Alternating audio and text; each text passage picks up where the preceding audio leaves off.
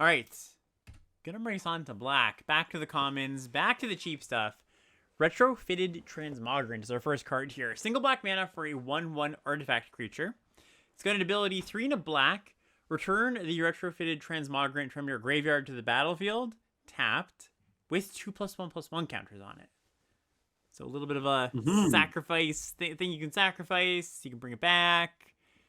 It's a 1-drop for your cards that are they care about affinity for artifacts. Yeah, so I think black is maybe the most interesting color in the set Mm-hmm. because I don't think red black's going to be great, and I don't think white black's going to be great, and I also don't think blue black's going to be great, but I think it has a bit more potential. Yeah. But I think there's a package just within black cards that plays really well together. Mm-hmm. Yep. And so you can almost, I think, be like mono black or black splashing something, and I think that package pairs better in blue, like black splashing blue. I think could be actually pretty good. And this card is actually a card that I normally wouldn't like, but I think there's just like a whole black deck where you actually really like this card. Also pretty good to just discard or mill at some point. We haven't seen too much mill, but we've seen quite a few things to discard. Yeah. Well, yeah, which is more the blue cards, Yeah, right? exactly. Like The I blue think cards. this like black with blue. There's something to it here. Also pairs nicely with the card we're gonna see in 1 second. But yeah, it's definitely a synergy card, but good synergistic with a lot of little things. Yeah. So, do you like this in the red black artifact deck though? I think it's probably okay there. Like there's a few things that that sacrifice for value, or sacrifice things for value. I think you just don't mind a 1-drop artifact if you've got the cards that care about that, like affinity or the cranial plating red black equipment. Like putting Yeah. putting So that equipment on this is pretty good. I agree, but I think so many of the cards, like we've mentioned this already, but so many of the cards are, yeah, if you have the critical mass, you can do it, but what are the reasons to get into that deck, right? Like, if you're assuming the reason is cranial ram, Mm-hmm. then I think you're going to be led astray because I think you're supposed to find out the deck is open by getting past late cranial rams. Right. And if it's not cranial ram that's getting you into it in the first place, like it's not this guy. No. So you're saying And there's an issue of yeah, you're saying there's an issue of like how do you even get there? I mean, I think the way you get there is just like you start with good black and red or red cards. Probably not both, probably one of them, and then the the thing you're trying to do isn't all of that open, and you notice those like 9th, 10th pick rams, and that's a fine right, thing but to do. what we've meant, if you're starting with good black or red cards, Mm-hmm.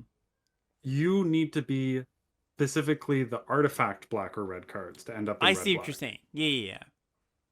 Well, I guess this is getting into the weeds of like how you're supposed to navigate the drafts, but while the archetypes are very linear, I also think there are enough just generically, like a good handful of generically fine cards to take early, you know? I agree with that for every other color pair, but But red not black. black, so Okay, many of yeah, these yeah. overcosted Okay. affinity cards are like you want your whole deck to be artifacts. Yes. Okay, I understand.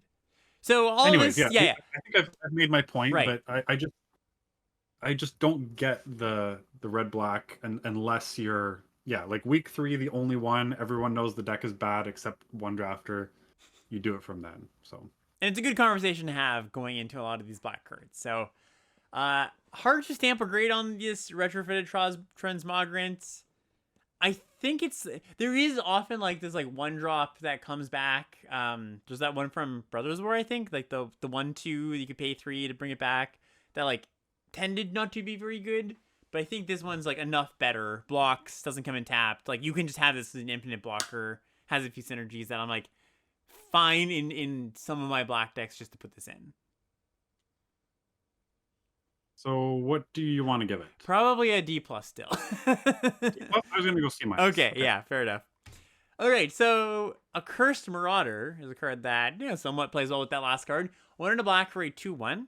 When it ETBs, each player sacrifices a non-token creature. Yeah, so this is as we go through them, I'll point. There's a couple of them in the rare section too for tomorrow, but this is again another like the black package definitely includes this card. Mm-hmm. And this is good. This is a whole mana off of what we usually see as a 3/1. Non-token is both an upside and a downside because of course you can't sacrifice a token, but then they can't sacrifice a token. But you could just sack this, as like kind of like a sorcery speed edict, which isn't good, but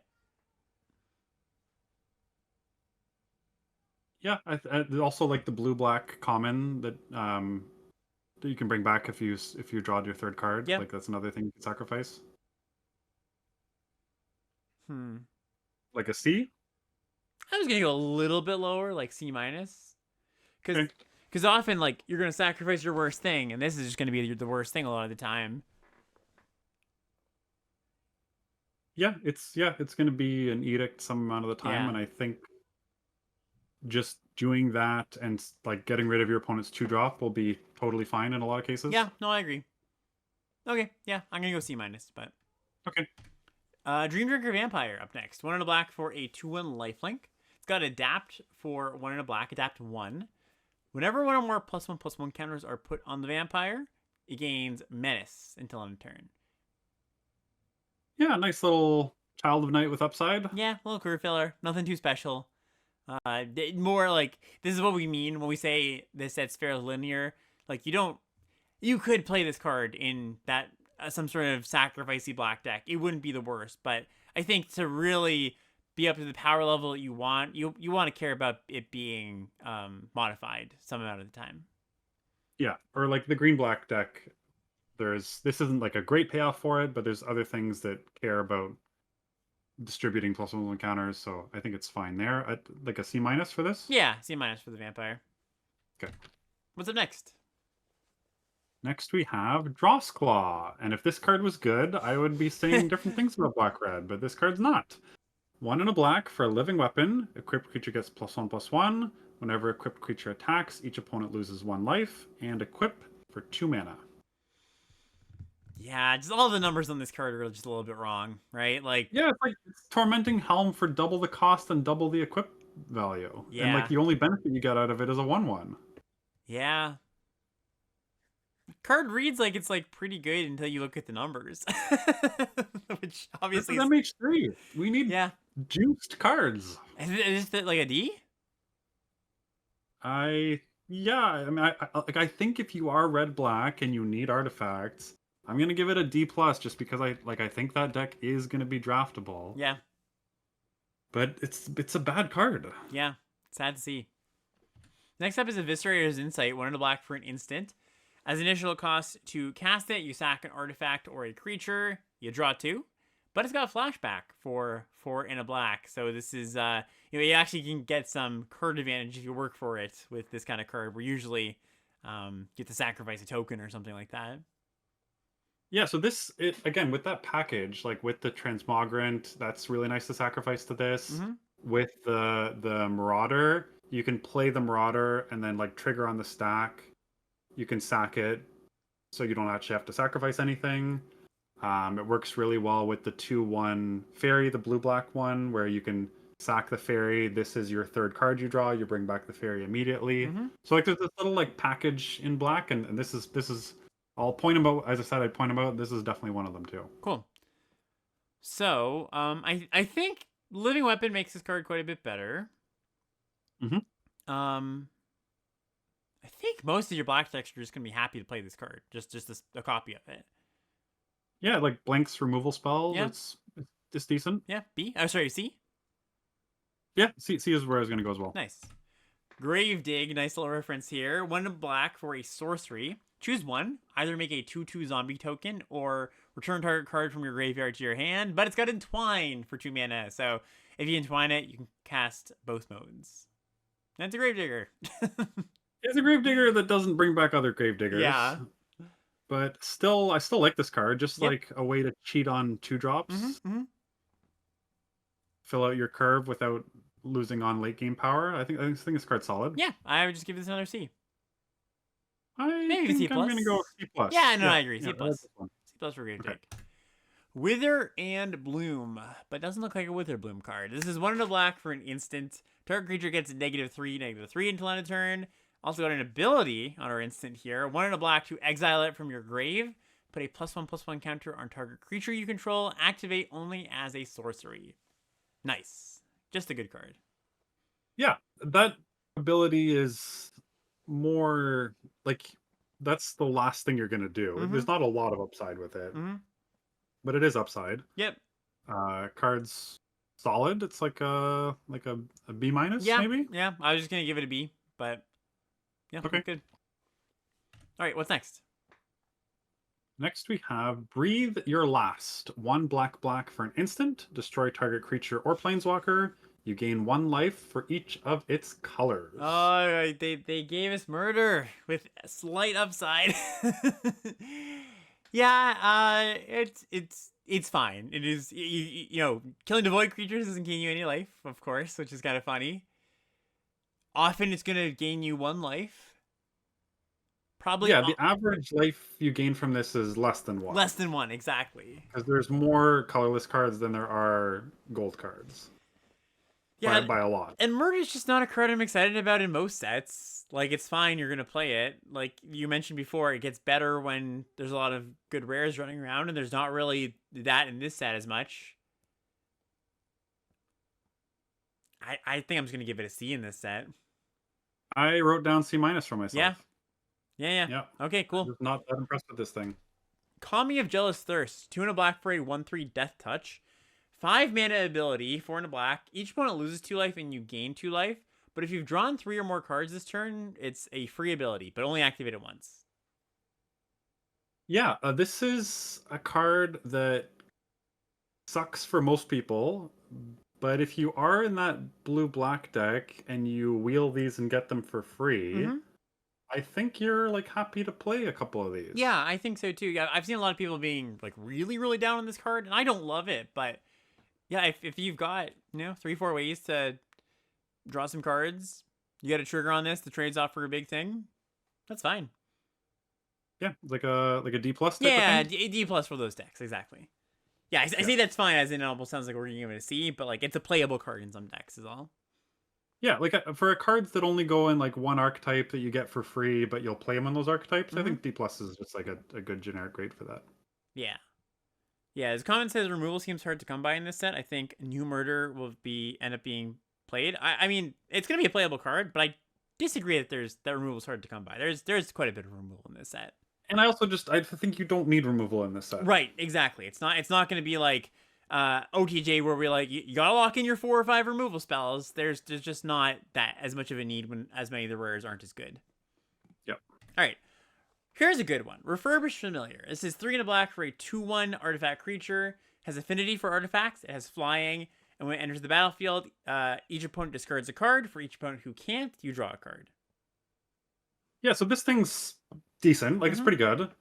Are you okay paying 4 mana for it, though? No. I think you do need some artifacts. I think you want it to cost at very least 3, hopefully 2. Yeah, 3 is like the fair amount, right? And Yeah. then 2 is where you're actually getting it to be pretty good. Yeah. So here is like a way you can. I keep saying, what's the way you get into it? And like, this is a way maybe you get into that deck. But like, this is not where you're going to be first picking. But this is an actual. To be clear, this is a good card. Yes, this is probably like top 2 or 3 black cards we've seen so far. But are you playing it in green black? No, I don't think so. I don't think so. No. Yeah. C plus. Yeah. You want to go lower? No, C plus Okay. is fair for how good it'll be in red black. C plus is reasonable. Here's an interesting one. Scurrilous Sentry. 3 in a black for a 2/3 menace. When it enters the battlefield or attacks, it connives, which again is draw a card, discard a card. If you discard a non-land, you put a counter, +1/+1 counter on the card. Yeah, I'm not sure about this one. I think it's okay. I think like Maybe even slightly better than okay. So it's 4 mana, which is not great, but it has an enter the battlefield effect, which is good. I think you're most likely going to be able to connive twice with this in most situations. It is kind of nice with the two black cards we just talked about, Mm-hmm. the 2/1 blue black flyer and the whatever the transmogrant. Sure, yeah, I'm just hearing that. I think this looks like a C. See, okay, I'll go C minus. Okay, I just something about this doesn't sit right doesn't with sound me. right with you. Okay, yeah, I Yeah. trust your gut. All right, what's next? Next we have Fetid Gargantua, 4 and a black for a 4/4. Adapt for 2 and a black, or sorry, adapt 2 for 2 and a black. So you get 2 counters when you adapt it. And whenever one or more +1/+1 counters are put on Fetid Gargantua, you may draw 2 cards. If you do, you lose 2 life.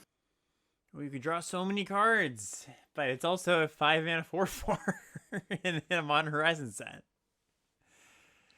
Yeah, 8 mana 6/6 Gargantua, not the best, but Mm-hmm. I kind of what do you want to give this? Because I think we might have different grades on this. I was gonna put some respect on its name. I wasn't just gonna absolutely trash it because it does have quite the ceiling. Like it is a card that when you draw in the late game and your opponent's like your opponent doesn't have an answer, they're gonna be like, wow, that was really good. I just think so often it's just a little bit too understated. I'm gonna give it a C minus, but I could be wrong on that. Yeah, I kind of think like the first copy of this is gonna make it into most black decks. Mm-hmm. I'm okay playing this. I'm gonna give it a C. Do be careful. If you adapt, your opponent can remove this creature and you don't get the trigger. So Yes, for yeah. sure. There's big blow up potential with all these adapt cards, Okay. especially the more you pay for it, the higher the risk. But We're moving on to uncommons now, starting with Ethereum Terramander, single black mana for a 1/1 artifact creature. It's got flying, but it can only block creatures with flying. It's got adapt 4 for 7 whole mana, 6 in a black, but it costs 1 less for each artifact you control. Is this a reason? yeah, Is this a reason right I here? don't think so. I think this is a reward, not a Yeah, reason. I think so too. I think it's just like fine. Like I actually remember Terramander, like the OG Terramander, being a little bit overrated. Um, and I And think that thing could block. that thing could block. Yeah. Hmm. I think it's probably just gonna be a card that, yeah, you get late, like you were saying for that red black deck, but not a great card just to take and go for it. Yeah, I want to give this like a C minus. I was just gonna give it a C for the deck, like Synergy C. But yeah, just not sold on these Oof, artifacts. yeah, black's made it a bit disappointing. Let's go to Lethal Throwdown now. Single black mana for a sorcery. It's a Bone Splinter variant. You sack a creature as an additional cost to cast this card, sack a creature or a modified creature. You destroy target creature or planeswalker. If a modified creature was sacrificed, you draw a card. Right. So if you have a living weapon, that is exactly what you want to sacrifice here. Yeah, that's probably the best Or thing to even your sacrifice. transmogrant that you brought back, you Mm-hmm. can sacrifice it and do it again. Yeah, Like I normally hate bone splinters, but this one with the support and the bonus of drawing a card here, I think this card's actually decent. I agree. You want to give it a C? Yeah, C C sounds for good. Lethal Throwdown. All right, what do we have next? Next we have Quest for the Necropolis. This is black mana for an enchantment. It has landfall. Whenever a land enters the battlefield under your control, put a quest counter on Quest for the Necropolis and pay 5 and a black and sacrifice it. Put target creature card from a graveyard onto the battlefield under your control, which costs 1 less to activate for each quest counter on it. Activate only as a sorcery. It's like pretty good, like above average. It's an above average card if you always could cast it on turn 1, but pretty bad if you cast it most turns after that. I mean, there's all broken record. There's still fetch lands in this. Yeah, absolutely. Like it's a total of 7 mana. So to make it into just a zombify or whatever, you need 3 lands to come into play. But like I think it's pretty easy to sneak this in on a turn. Like turn 1, obviously it's the easiest, but even a bit later on, I think this is something you can do. I don't think this card's great, but I think it's playable. Oh yeah, no, playable for sure. Okay. I was gonna give it a D plus. Like I think even when you get like if it's 1 mana, I guess it has to be at least 2 mana. 2 mana reanimate something on a future turn after you've played 5 lands. Like that's good. But I think it's just not going to happen that often. Like you're going to miss your land drop sometimes. You're not going to play us on turn 1. Yeah, I think I'm with you on D plus. Okay. D plus request for the Necropolis. Yeah. Consuming Corruption. Black for an instant. It deals X damage to target creature or planeswalker, and you gain X life, where X is the number of swamps you control. I wonder if we're going to get to a point in this format, because if our predictions are right, or our read on black is right, where it's just not that exciting, I wonder if just like a mono black deck, or close to mono black deck, starts to develop when you're like the 1 or 1.5th drafter in the pod that has the good black cards, or a density of solid black cards. Yeah, I mean, for those who are ancient like me and played, Time Spiral Draft, it was the same thing. Like black was terrible, and it was a color that I actively straight up avoided and never played. Mm-hmm. But if you were the one black drafter and you got your Tendrils of Corruption and you got multiple of them, the deck was actually pretty good. And this card is even with just 9 swamps, this card is fine. Really good, yeah. Yeah, if you ever cast this, just like deal 3, like it's Lightning Helix at that point that it can't go to face. Yeah, Even just for 2, it's like a Sorin's Thirst, which is like a playable card. Yeah, no, I do like this card. I'm gonna grade it as if you have 11 plus swamps in your deck, and if that's the case, it's like a B level removal spell. Yeah, sure. Sweet. All right, let's give it a B. Next up is Etched Slith. This is 1 black for a 1/1 menace artifact creature. When it deals damage to a player, you put a +1/+1 counter on it, and then when you do, you can remove a counter from another target permanent or opponent. Yeah, this thing's fine. It's Is like it? opponent includes energy, includes +1/+1 counters. Menace makes it hard to block. I think this thing is like, again, for the red black deck, but not a reason. You think this card's bad? I think it's pretty bad. Like it's okay on 1. On 2. Sorry, on 2. Yeah. I think it's really bad anytime after that, though. And there's like, I guess there's not that many things that create multiple bodies in this set. I'm pretty low in this card. I'm gonna give this one like a D. A D? I was gonna go C minus. Okay. Yeah, I just can't see this card being like, the ceiling on this card is it just never goes touched, but I think it's just like a very unlikely ceiling to get to.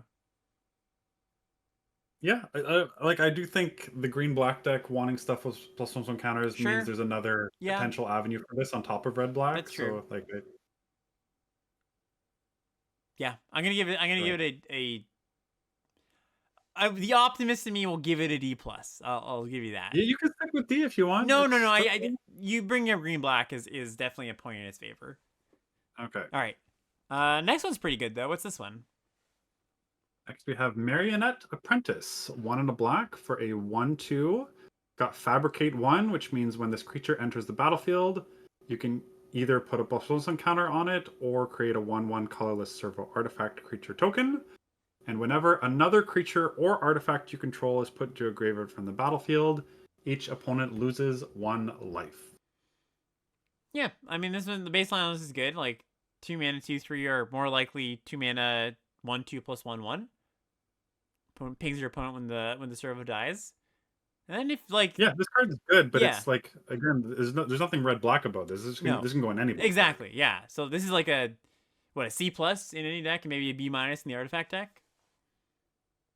Yeah, I was just gonna give it a B-. I think it's like just solid on stats. Mm-hmm. Yeah. You want to go C+? Yeah. I'll go C+ for Marionette Apprentice. Okay, perfect. All right, next one's a weird one. This is the Black Saga, Creation of Avacyn. 1 black. First chapter, search your library for a card. Exile it face down, then shuffle. Chapter 2, turn the exile card face up. If it's a creature card, you lose life equal to its mana value. Chapter 3, you may put the exiled card onto the battlefield if it's a creature card. If you don't put it on the battlefield, put into its owner's hand. So how did Avacyn become so powerful if the magic that created it was total Was garbage? That's this what I want to know. the hopes and prayers of all the Innistrad civilians? That's how Mark. Like only half Yeah, joking. this this card just sucks, right? Yeah, this seems like a constructed plant to me. It's a Grim Tutor that takes time, and I guess you pay life for the mana. Yeah, you convert life into mana basically. You don't even get like the cast triggers if you're getting like a cool Eldrazi or something. Yeah, I'm gonna give this an F. I think we can just pretty Yeah, this is safely. definitely enough. Dreadmobile or Shrekmobile, and I think it's German. 3 mana, 2 and a black for a 3/3 menace vehicle. Crew 1.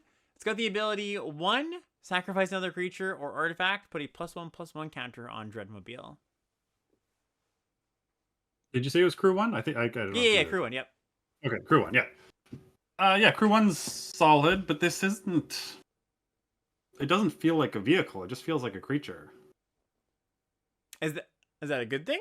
Like, I mean, couldn't they just print this as a 3/3 menace for 3? I With see what you're the sack saying. ability? Like, Yeah, that would be nice. I guess the nice thing is black does have a lot of small little trinkety things that could probably crew it pretty easily.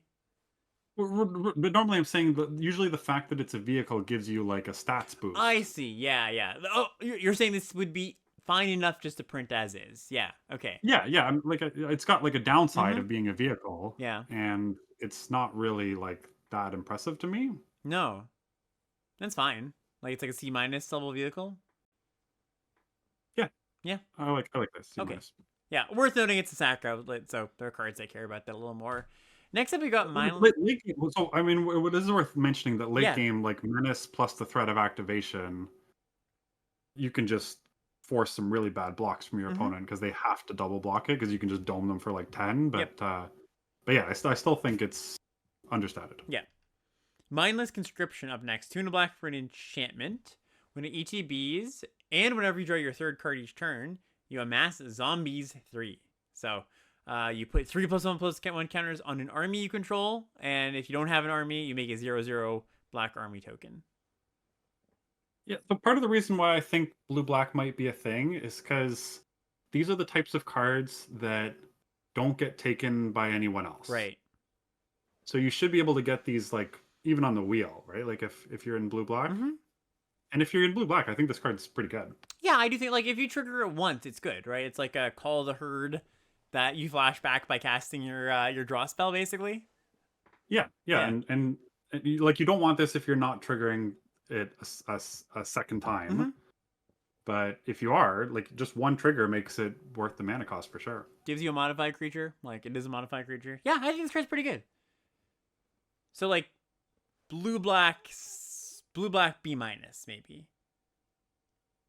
Yeah, it's also nice with the sack a creature draw too. Like you can just draw for free basically without sacrificing anything. So another part of that little package. Okay.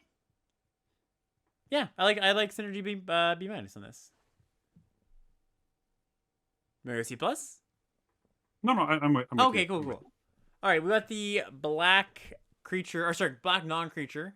Creature. Black creature MDFC here. It's Boggart Trawler. It's a 3/1 that ETBs and exiles target player's graveyard. So very much like, I guess it's not a land. It's cardboard. Yeah, this seems like it's a little more modern focused than limited focus. But yeah, it's once again we'll give it the C plus and just move on. Yeah, C plus for the worst of these. Yeah. Yeah. Next up, we've got Arcbound Condor. 2 black for a flying artifact creature. It's a 0/0 but has modular 3. Modular says when this creature enters the battlefield with 3+1/+1 counters. When it dies, you can put those counters on target artifact you control. And whenever another artifact enters the battlefield under your control, target creature an opponent controls gets -1/-1 until end of turn. So I saw this and I was like, this is the way you get into red black. Like this card looks so good. But then I realized it is still decent, but all of your like cranial rams don't give you a target for this. Right, yeah, it's true. Because you're not making an artifact creature to modular onto. Yeah, really awkward, eh? I still think this card's decent. And notably, I was watching a little bit of Lola and Scotty's set review, and they mentioned the Tamiyo's story circle or whatever with this, where you discard cards Cute. to make clue tokens, and Mm-hmm. you can just like machine gun your opponent's board out of the way. Yeah, that's really cool. Like those are the 2 card combos I've been talking about. I thought that one was really really sweet, but this is a good card for red black. Yeah, I think so too. Yeah, and by the way, if it isn't already obvious, I definitely agree with Mark's take on Red Black that he provided as a rebuttal to my grade on the Ram. I think that's just like a in like I've done a bunch of content already for this set, like both for my channel and for WotC. And every time I've gone to Red Black, I'm like, yeah, we'll talk about that one later because the other decks are so much more. The modified decks, the Eldrazi decks, the energy decks all take up so much more space. So I'm glad you took the time to look at if this deck was a real thing. So point mark on that one already. Well, hey, I could still be wrong, That's true. right? That's Maybe we're true. just spewing nonsense out of here, but who knows? No, Mark's never wrong. All right, what's up next? Well, we got to grade this card. Oh, sure. Sorry, we didn't grade it. Yeah, I would give the Condor like a B in the artifact deck. Yeah, like a synergy. I was gonna give it a synergy B plus. Cool. Yeah, sounds good. All right, what is the next card? Next we have Grim Servant. Oh, I just scrolled too quickly. 3 and a black for a 3/2 menace. When it enters the battlefield, search your library for a card with mana value less than or equal to your devotion to black. Reveal it, put it into your hand, shuffle, you lose 3 life. And devotion meaning each black permanent in the each black mana symbol in the mana cost of permanents you control counts towards your devotion to black. Yeah, this is a tricky one. So I think if you have one other black permanent, you're gonna be able to get something. You're not always gonna have a 1, but you can go get Wither and Bloom, the removal spell. You can get a pretty good 2-drop. We've seen a few pretty reasonable ones at least. 3 life's a lot, but it comes on that 3/2 menace body, which is passable. Yeah, it's a pretty hard one to evaluate actually. Okay, I was gonna. You were talking, and I was gonna say something, but now I'm just gonna let you grade it. Okay. I think my vibe on this card is mostly bad. You think there's some better things you can do for 4 mana, so I'm gonna give this a D plus.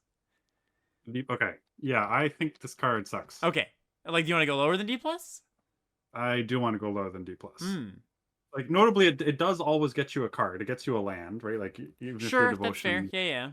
which is an upside, but that is not an optional 3 life loss. Yeah, you have to. You have to search for a card, and you will usually be getting either a land or like a 2-drop.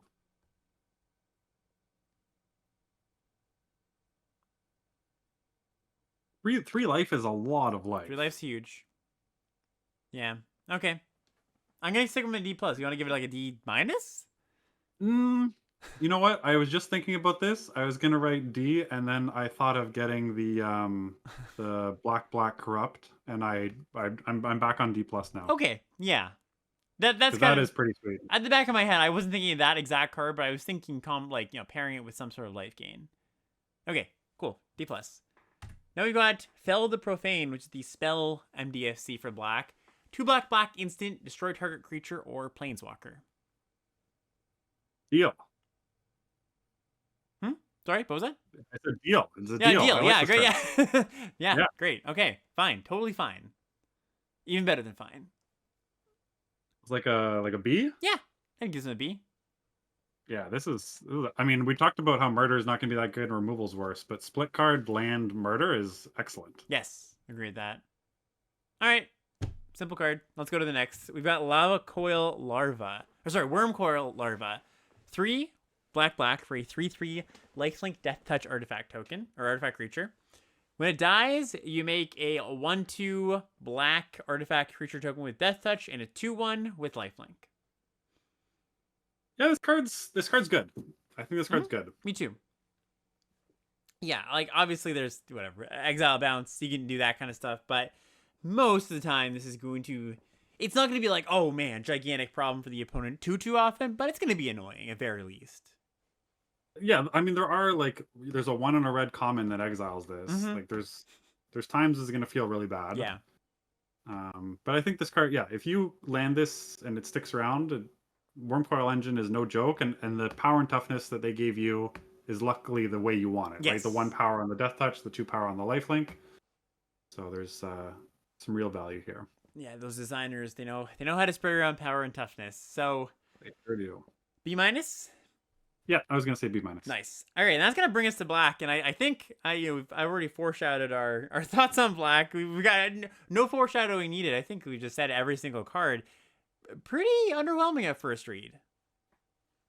Yeah, I do think black's the worst color, but I'm not to the point where I don't want to draft it. I Mhm. actually think that there's I expect there's going to be a reasonable balance between color pairs in this set. I think you'll be able to do lots of different things. It wasn't like OTJ where we clearly were saying the whole time greens commons are great, Yep. greens uncommons are great, greens rares are great, greens mythics are great. Like there's more balance in this set for sure. Yep.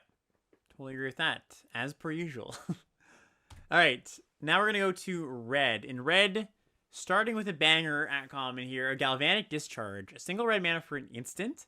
Choose target creature or planeswalker. You get 3 energy. Then you can pay any amount of energy. Galvanic Discharge deals that much damage to that permanent. Oh baby, This card is so sweet. so good, so strong.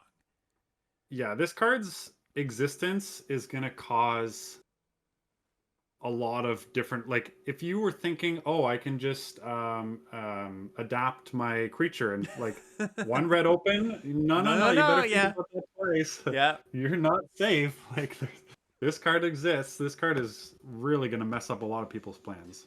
Yeah, it's and like obviously when you read this card, you think what 1 mana 3 damage, but it works so well on the other sides of things too. Like it scales with how much energy you have to kill big things, or you kill a 2-drop or a 2 toughness creature, you're left over with an energy.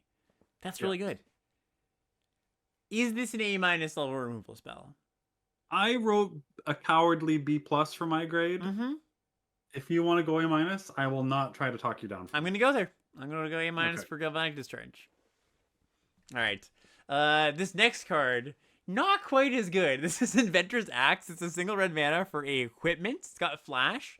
EGB, get 2 energy. When the axe enters the battlefield, you attach it to target creature you control. The equipped creature gets +2/+0. The equip cost is paying 2 energy. Yeah, I initially thought this card was really bad, but I think if you just think of it as a trick that gives +2/+0 once and gives you 2 energy, it kind of almost gets better. Like I was thinking, oh, you can't keep re-equipping it. It's like too hard to do that. But the energy that it gives you might be worth just including this as a combat trick plus energy. Yeah, this is it's definitely an upgrade, as most cards are in the set, on the version of this card that we usually see, where it's like 2 mana to cast. That's not true. A lot of times it's 1 mana to cast still, but yeah, it's usually for +2/+0. It's Yeah. usually like 1 mana to cast, 4 mana to equip, or something like that. right. Yeah, it gives you that resource. I still imagine you're not going to play it very often. Like it's still like a D. Yeah, I wrote D plus. Yeah, but like a semi-playable version of this effect, which is saying something. Yeah, I think like red white might want one of these. Yeah. Yeah. Serpadian Simulacrum. Good name. Single red mana for a 1/1 haste. It's an artifact creature. 4 mana, 3 in a red, sack it, deal 4 to target creature. Yeah, so we see, I mean, Discharge deals 3 with a star. This is the first of, as I said, 4 cards that all deal exactly 4 damage. Mm-hmm. This is an artifact creature. It costs 1 mana. It helps you towards affinity. It is still not very good. No. It's okay, though. Like, it's a playable 1-drop. Yeah, it's like a C minus? Yeah, C minus for Serpadian Simulacrum. Okay. What's up next? Next, we have Fanged Flames. 1 in a red for a sorcery, which is devoid. It deals 4 damage to target creature or planeswalker. If that creature or planeswalker would die this turn, exile it instead. Yeah, so this is the card that you've been referencing. All sets, 2 mana, deal 4 in red. It's gonna make it's just the break point, right? Like we're gonna see a few more in red here too coming up, but it's a good card. This is the second deal 4. Notably, I was going to call it the wrong thing. Umbra Armor will still protect the creature from this, even though it's exiled, because it says if it would die, and it Umbra Arbor means it wouldn't die. Right. Not as good as Discharge, but still really good. B? I think I'm gonna give it a B B minus? minus, just for that like removal knock that I talking about. Yep. But yeah, still a good card.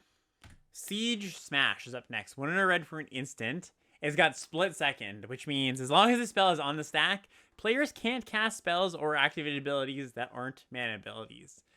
Choose one. Destroy target artifact, or target creature gets +3/+2 and gains trample until end of turn. Yes, second's nice here in that you can't get blown out in response. Like Mhm. it just instantly resolves. And even the destroy artifact, if this is clean 1-for-1 with all living weapons, right? Like it just kills the equipment and the germ. Yeah. I think this card's decent. Yeah, I think so. Like the trick is good. Like that's a big part of the card. I was gonna give it something like a C minus. Yeah, I think exactly C minus for Siege Smash. Yeah, because it's still not like it's not giving you any energy, but red green might be the deck for this, maybe. Yeah, fine playable there. Smelted Charbug. 1 in a red for a 1/3 artifact creature with menace. ETBs and gives you 2 energy, and when it attacks, you can pay 1 energy.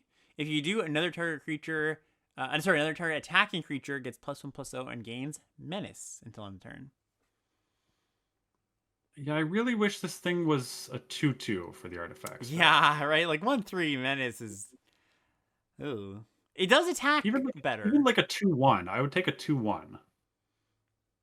Yeah, it attacks better to make it to, like, you're gonna get its trigger twice more often, but a 1 power 2 drop is just so bad for any aggressive deck. Yeah. And it's like the energy deck maybe plays this, but probably not. Like you'd definitely rather have the looter. And like the artifacts deck doesn't really care about the energy. It feels like this is like a gluey piece, but that it doesn't actually hold anything together. Exactly. Yeah, exactly. D? Yeah, I mean, I'll go D plus. Like it's got enough synergies baked in, but yeah. Yeah, it's like a D level card for all those things you talked about. Yeah. All right, we've got Void Pouncer next. 1 in a red for a 3/1 Devoid creature. It's got kicker for 2 and a colorless. And if it was kicked, it enters the battlefield with 2 +1/+1 counters on it, a trample counter, and has haste. So it's a 5/3 trample haste creature for 5 mana. Yeah, 3/1 for 2 or 5/3 trample haste for 5. And again, like Devoid is an upside. I don't know if there's much in terms of downsides for being Devoid, but there's definitely some upsides. This card's like this is more the filler that you want, right? This is like a filler that you're happy to play.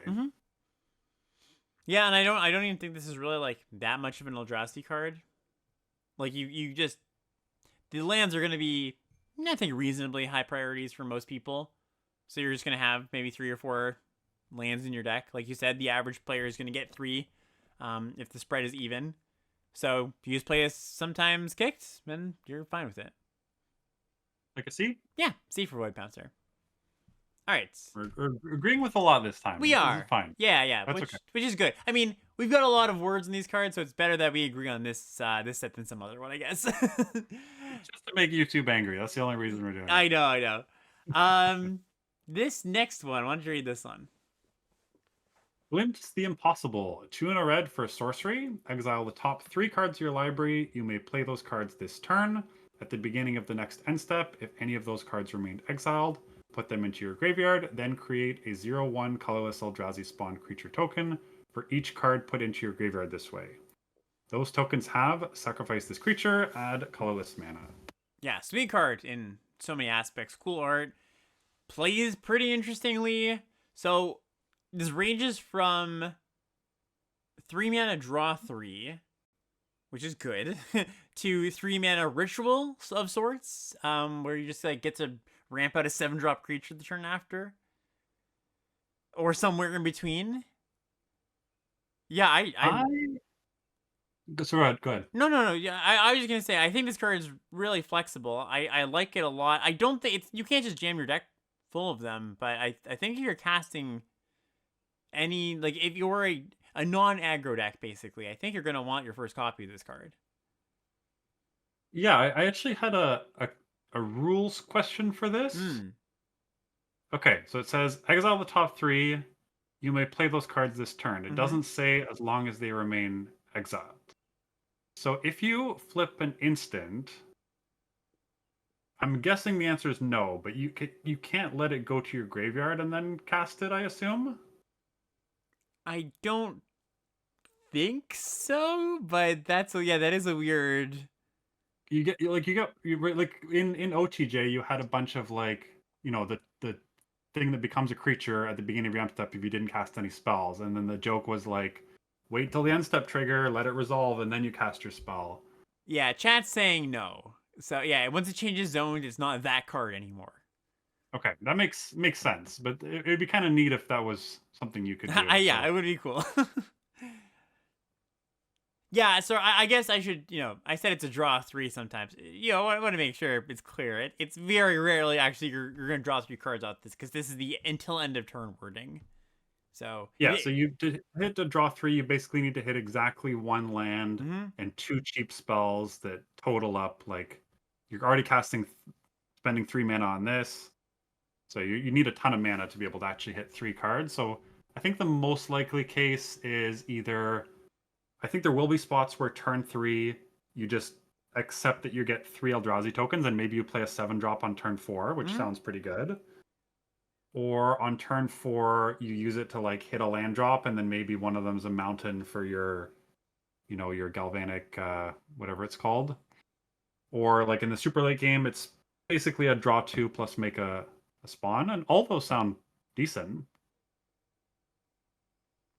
Yeah, all decent. Yeah, I guess I almost think that the best thing to do with this card is just that ritual mode where you just get to power them out. Oh, or not even ritual. Like sometimes I think you're just gonna like be a red green deck that has a copy or two of the red green uncommon. When you cast it, put a +1/+1 counter on your creatures. Like that's pretty good. Yep. Yep. Yeah, it's flexible. It's versatile. I don't think you really want more than one though in basically any deck. Yeah, I know what you mean. I think there will be spots where you could play like a second, Sure. but Yeah, yeah. yeah, you don't want to overload on Hmm? these for sure. So what do we grade Like this? I kind of want to give it a C I plus. was just gonna give it a C, but yeah, I Okay. won't. You're usually lower than on cards than I am, so we'll have one where I'm a little bit lower. All right, we've got Molten Gatekeeper up next. 2 in a red for a 2/3 artifact creature. When another creature enters the battlefield under your control, Molten Gatekeeper deals 1 damage to each opponent, and it's got Unearth for a single red mana. Yeah, it's another mopey fine artifact that's like not unplayable but not amazing. Fine with that last card. Fine with spawns. Yeah, it's fine. Like I don't know. We're getting to the point of the set review where there's a card. Whenever there's not a card that's like great, we're kind of just like, yeah, okay, yeah, sure, sure. I mean, people played Impact Tremors in WoW, and it was never advised. This No, card is a heck of a lot better than Impact Tremors. Like this card's not embarrassing. It's just not special. yeah, a D+ for Molten Gatekeeper. Mm, I'm a little higher than that. I think I was gonna give it somewhere between C and C minus. I just think the 3 mana 2/3 kind of sucks. I feel like there's better three ways to spend 3 mana on three in like a red black deck. I mean, even in the late game, if you have your Glimpse the Impossible, this Mm-hmm. is like Unearth, 3 damage to the face. Oh, sure. I'll give it a C just to have us disagree on something Nice. by 2 grades All for right, we'll once. come back to this one in a week or something. All right, what do we have Okay. next? Next we have Infernal Captor, 3 in a red for a 3/3 with Exploit, which means when this creature enters the battlefield, you may sacrifice a creature, and when it exploits a creature, it gains control of target artifact or creature until end of turn. Untap it, it gains haste until end of turn. So pretty bad if you're not exploiting this thing. Like, Yeah, hey, you can unearth the last card we saw, and then sure, sacrifice your unearthed creature. yeah, yeah, yeah. For 5 mana, yeah, 5 mana. Build your own zealous conscripts for 5 mana, or for two Yeah. cards, yeah. It's Actually, a pretty powerful effect if you do exploit, because just having this on a creature is nice. If you ever steal something with Annihilator, you're really Oh doing yeah. it. There are some sacrifice outlets that we looked at. Most of them cost at least a mana, which is not bad if it's a mana. Well, you can sack like you have spawns, you Mm-hmm. have Mm-hmm. germ Yeah, that's tokens. true. Spawn and germs, those are good. Yeah, I think you're going to. I think you're not going to be that hard pressed to find exploit fodder. But just wanted to make a note that 4 mana 3/3 is unplayable in modern, like normal limited sets. In Modern Horizon sets, you might as well just scoop. So like, I think like, do you think this is just gonna be a card that like a red deck will be fine with a copy of? Yeah, I wrote down D plus, Mm-hmm. but I this is one of the ones where I could see it actually being better than that. Yeah, yeah. I was gonna go D plus as well. Okay. I think a lot of the kind of medium cards that we've seen so far in red, maybe even black too, is I just kind of feel like you could just do better. But maybe with Mm. if I just keep saying that, then that's not the case. You know, you know. So Yeah. yeah, I'll join you at D plus though. Okay. All right. Our no, not our last red comment. Our second last red comment. Thriving Skyclaw. 2 red for a flying 3/2. ETBs, you get 3 energy counters, and when it attacks, you can pay 3 energy to put a +1/+1 counter on it. Yeah. It's like a passable Like 4-drop in a red white deck is what I see as. yeah, I agree with that. Passable minus maybe. Like I think this might just be another D plus. Yeah, okay. That's where I was as well. Okay, cool. Next up, we've got a pretty good one, I think. Skoa Embermage. This is 4 red for a 4/4 legendary creature at common. When it ETBs, it deals 4 damage to any target, and it has Grandeur, which says discard another card named Skoa Embermage, sacrifice 2 mountains as well. Skoa deals 4 damage to any target. Yeah, so we haven't seen a common legend since what, Homelands? And we haven't seen Grandeur since Future Sight, Yeah. which like 20 and 30 years ago, or 30 and 20 years ago, respectively ish. Yeah, good encyclopedic knowledge So there. certainly some callbacks here. And then of course the Grandeur ability is Fire Blast. Mm-hmm. Oh, I didn't take that in. That's funny. Mm-hmm. But I think this card seems sweet. Yeah. Yeah, just a big Flame Tongue Kavu. 2 more mana, of course, but like I think just I almost think that Grandeur ability, it's sure it's gonna come up sometimes, but unless there's like a really tight situation, I think most of the time you're just gonna like play this, kill a thing, trade it off, play your second one, right? Well, so I mean, you can just hit your opponent for 8 For in the 8, just face. kill them, yeah. True. That's Yeah, a lot of damage. that is true. That is true. Yeah, I think this card's great. I think this card's really good. Like obviously 6 mana is a bit of a hurdle, but it's good. Yeah, this is the kind of card you want to get ahead of schedule with your Eldrazi spawn Yep. or whatever. How high do we want to go on Skoa? Do we want to give it a B? Do we want to give it a B minus? I was gonna go B minus. Okay, I agree with that. 6 mana holding Okay. it back ever so slightly. I know we just finished the red commons, and I know we usually do the recap at the end, but just notably at this point, all the good red cards are the removal spells. Like it's not the energy cards, the artifact cards, the Eldrazi cards. It's the removal spells. Yeah, Skoa included. Yeah, so it's weird that like such a high synergy set has a color where all the best cards don't necessarily go in any one of those synergy decks, but anyways, get into the uncommons now. Yeah, why don't you start us off here with our first uncommon? We have Amped Raptor, 1 and a red for a 2/1 with first strike. When it enters the battlefield, you get 2 energy. Then, if you cast it from your hand, exile cards from the top of your library until you exile a non-land card.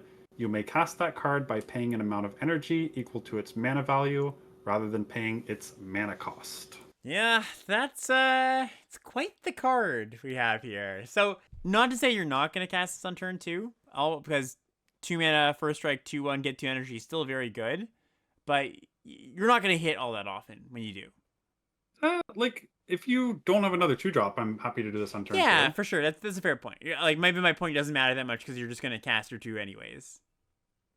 Yeah, and notably the cast from hand is like they won't keep chaining each other. Mm-hmm. Um,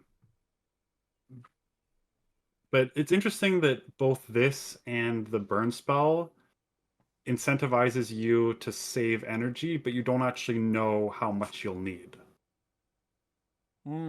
Yeah, fair point. Right? Like often you're saving, you're like, oh, I need, 4 energy for this, or I need whatever, 6 energy to draw 3 cards or whatever for this.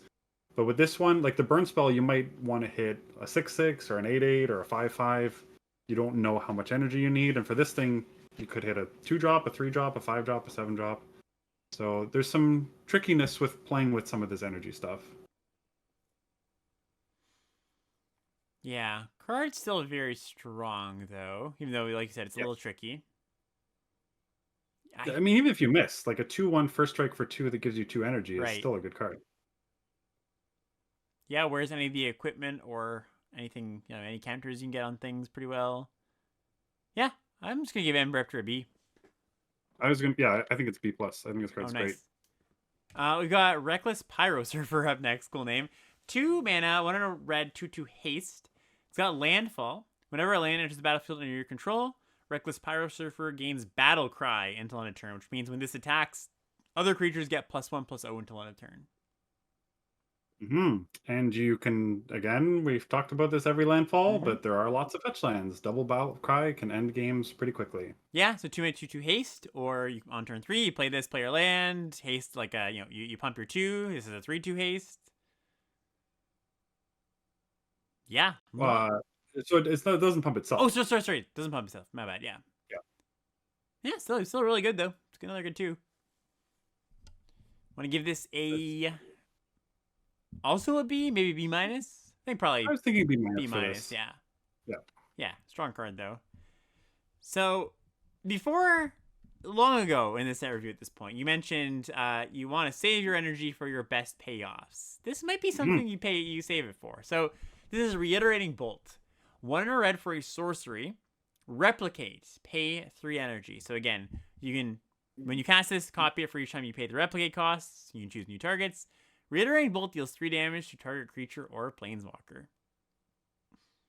Yeah. So there could even be games where you just store up energy and then just like deal your opponent like 9 or 12 damage to or sorry, it doesn't go face. Okay. But yeah, I thought you could just end the game with this, but killing 2, 3, or 4 creatures with this is going to be insane. Yeah, this card's very good. Even just killing, just early in the game, you've stored up 3 energy. Maybe you've Galvanic, discharged something, save an energy, cast 2 drops, made 2 energy. Turn 4, you kill 2 things. Yeah, really, really strong. I think this one is a B plus for me. Like a synergy B plus. Yeah, right? synergy. Yeah, you gotta be making energy pretty reasonably. Yeah. Okay. Cool.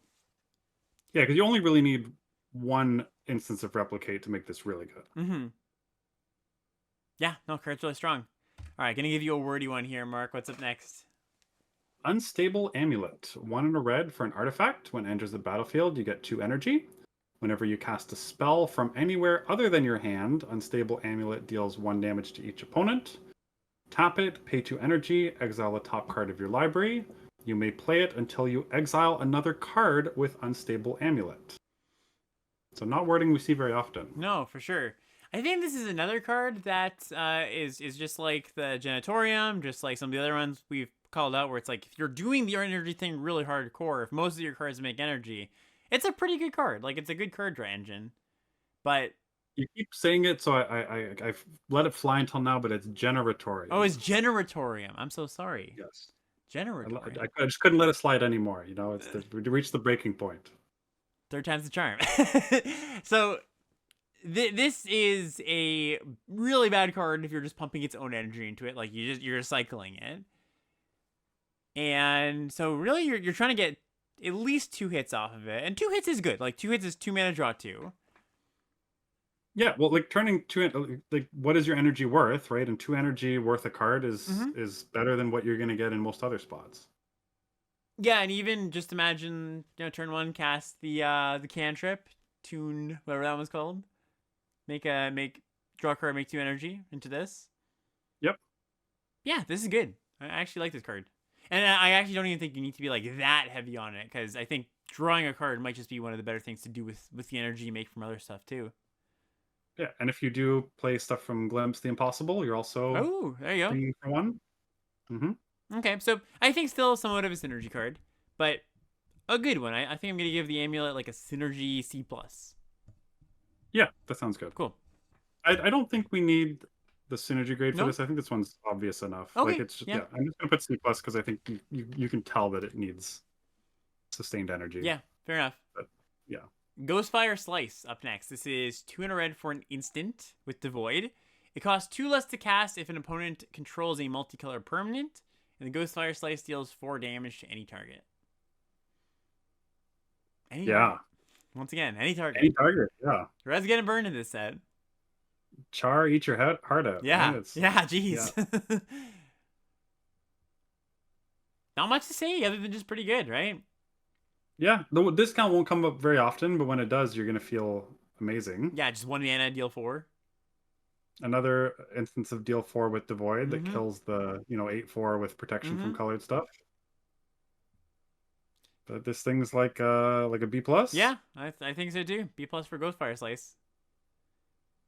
Yeah, and just as this is something that kind of trips people up sometimes. Lands are not colored, so dual lands do not count as multicolor permanents. They are just colorless cards. All right, we've got a newcomer in the cycle of 3 1-drop stapled together. We've got Mog Mob, red for a 3/3 goblin. Sacrifice Mog Mob. It deals 3 damage divided as you choose among 1, 2, or 3 targets. So 3 Mog fanatics all teamed up together. Yeah, three Mog fanatics in the trench coat. Pretty good if you can cast it. Yeah. So how many lands are you willing to include in this deck that don't tap for red? Like 6? Okay, I think that number's too high because I think that the power level for this is based on casting it on curve.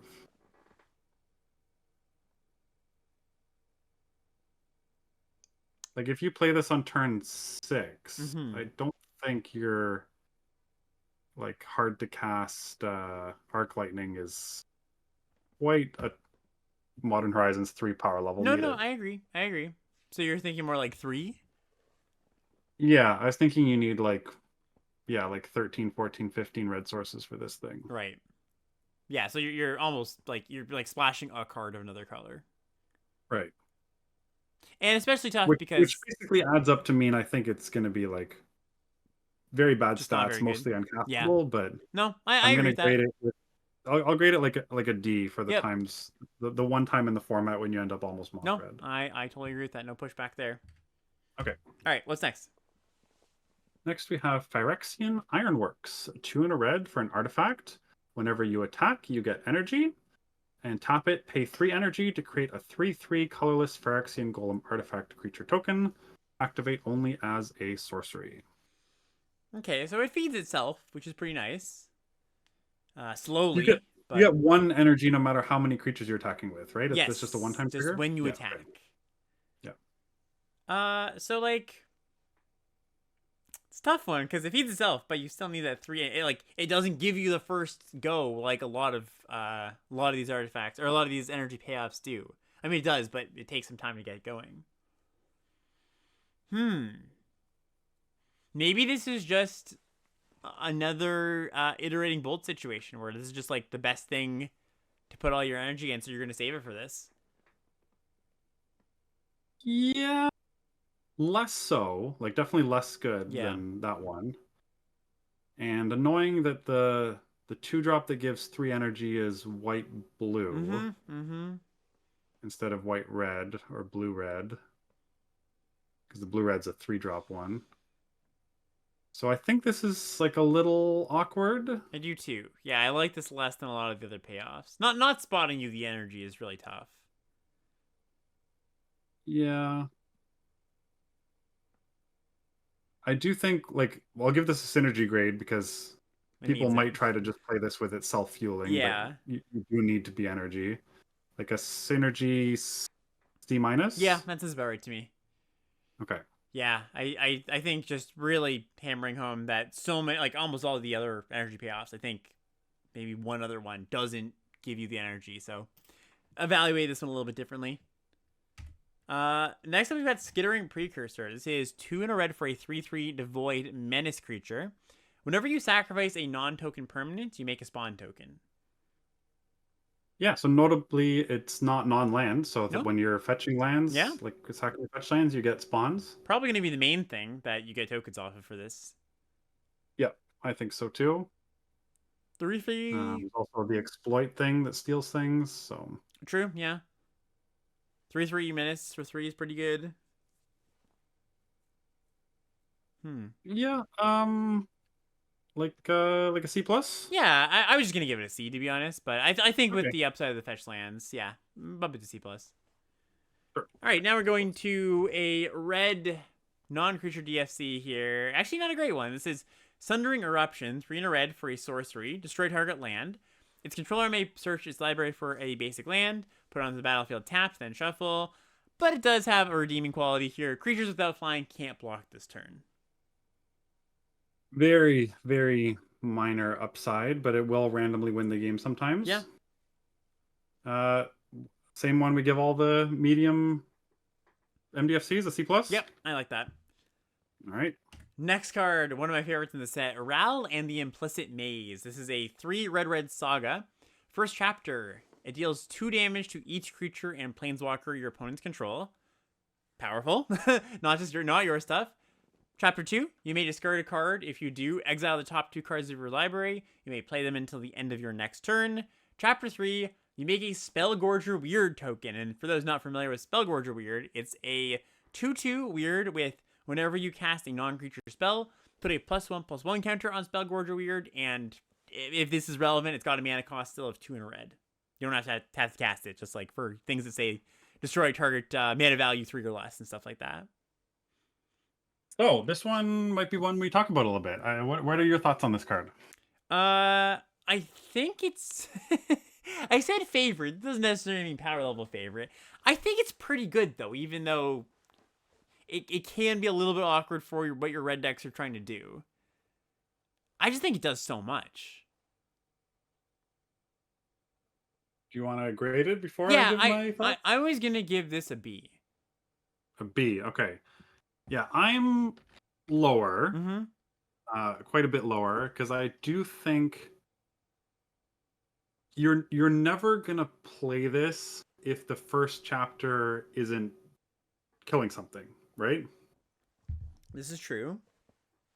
And I think it's gonna be hard for it to kill something just because of the themes of like the themes in this set are Eldrazi, which are huge monsters, modifying your creatures with +1 counters, modifying your creatures with bestow, or like, you know, loading stuff up with equipment on like a living weapon. So what deck is gonna have small creatures around on turn 5? Well, the Eldrazi decks, you've got the spawns to kill, right? Like, you're going to clean up some of those. Well, sometimes your opponent will already have sacrificed them to cast the 7-drop. Sure, I agree. But I also think that when you face the modified decks, they're gonna have small creatures still. Like they're gonna have some bestow things that fell off.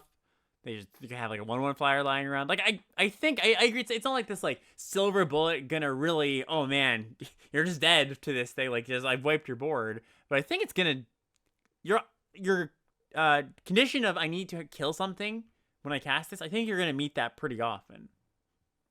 That's what really, if you can even just like nab a 2/2 with this, I think it's good. Me too. And there are times when it will be like, you know, a plague wind or whatever. Right. And you can cast it, of course, after combat. You can, you know, attack them with your 3/3s into their 4/4s, and then they block the obvious way, and then you kind of blow them out. So there's certainly potential and power here. And then second ability is good. Third ability is good. I don't know. It's a lot of mana to spend on that chapter 1. I'll go C plus. Okay. Yeah. I'm gonna stick with the relatively high grade of B. I will admit that might be a little bit hot, but Yeah, I guess what it comes down to is I just don't think it's going to be that uncommon. You cast this on curve, and like we've established, it's good if you can kill something. So Honestly, like I could see this being a D card. I hmm could see this being like a B plus or an A type of card. Like I could see the first day my opponent casts this, and I'm just like, oh my god, like this is just the game is over. My opponent has crushed me. So yeah, yeah, and hard, hard to judge one. for what it's worth, we're going back and forth a little bit, having some discussion. Chat is also doing that. I'm seeing grades ranging from like B plus to C minus. So yeah, it just gave you a hard one to evaluate. It seems. Yeah. Now, this next one, I think not as much. This is Spawn Gang Commander. This is 3 red for a 2/2 devoid. When you cast this spell, you make 3 spawn tokens, and you can pay 1 in a colorless to sacrifice an Eldrazi. Spawn Gang deals 2 damage to any target. Well, clearly this card sucks because your opponent's going to untap and cast Ral in the Implicit Maze, right? Exactly. Yeah, this is a good thing to clean up. So not as good as Siege Gang Commander because it isn't as good at killing them because they're O1s, but it's and it's sort of a gold card, of course. Still very good though. Yeah. Well, even if you only have red mana sources, you can like triple chump and then sack 2 of them to throw the third one. Mm-hmm. So like even if your opponent wraths, you still get 2 damage out of this. Right. But yeah, not like in some spots you'd rather have spawns than 1/1 tokens. In this card, you definitely rather have 1/1 tokens. Yeah. All right. Is this so? Siege Gang Commander is like an A, and I think that wouldn't actually change in this format. How much do we want to scale this down for not killing them as fast and colorless being a thing too? Because you can't just like always you can't untap and have colorless to like fling multiple things all the time. Yeah, I was gonna say a B. Yeah, I think so too. Yeah, it's perfect. Cool card. All right, what's our red creature MDFC? Pinnacle Monk, 3 red for a 2/2 prowess. When it enters the battlefield, return target instant or sorcery card from your graveyard to your hand. And the backside is, of course, the mountain. This is a good one. One of the better ones, I think. Yeah, there's actually like this is nice with Gravedigg, right? Mm-hmm. Like you can just keep Oh yeah. looping each Oh, other. there you go. Yeah, there's a Gravedigger loop. And there's even like a green Eternal Witness that returns permanents that this is going to work with. So there's a couple of loops with this thing, and then there's also just a bunch of like cheap, excellent burn spells. This seems really good. Yeah, I think Pinnacle Monk's like a. I was gonna just give it a B, but I could see coming up to B plus. I was gonna go B. Okay. It's up to you if you go. No, I'll go B. I think B. Okay. And then our last red uncommon here, Furnace Hellkite, 5 red for a 5/5 flyer. It's got affinity for artifacts, and it's got fire breathing.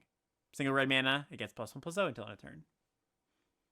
I keep throwing my hands up in the air at these like affinity cards because like clearly if you have a deck that's all artifacts and affinity cards, your deck is going to be really good. Mm-hmm. But it's a house of cards. It really is, yeah. It seems okay. This seems like, I think on average, like even in your affinity decks, I think this is still going to cost 5 mana a lot of the time. When creature combat happens, opponent removes stuff, and 5/5 flyer is good, but not. Yeah, fire breathing 5/5 flyer. I'd be fine paying 5 for this. Fine, like, as in, are we giving it a B minus? Fine, as in, it's still in the C range. I think probably. I think it's still in the C range. I think so too. Yeah, I was gonna give it a C plus. Okay, I'm gonna give it a C. Yeah, worth noting that like expensive artifact creatures, those tend to have a cost associated with them, because if you have a cheap artifact creature, if your opponent has one of those disenchants or just like incidental things that blows up artifacts, not the end of the world. But when your opponent like spends a mana or 2 to blow up this thing, that's pretty costly to you. Yeah. All right. Well, that's the end of red. We said a lot or a few things at the end of red's commons. Did the uncommons change much, or should we just go to green? Yeah, the uncommons do seem like a note stronger, right? Like you have the energy payoff, you have the Eldrazi payoff, you have like some value cards, some good burn spells. So I think red's if red's uncommons weren't better, I'd put it in the same tier as black. But I think black is the worst color because of red's uncommons. It's nice that red got some good twos in the uncommon slot Yes. because, like you said, it didn't get many good creatures at common.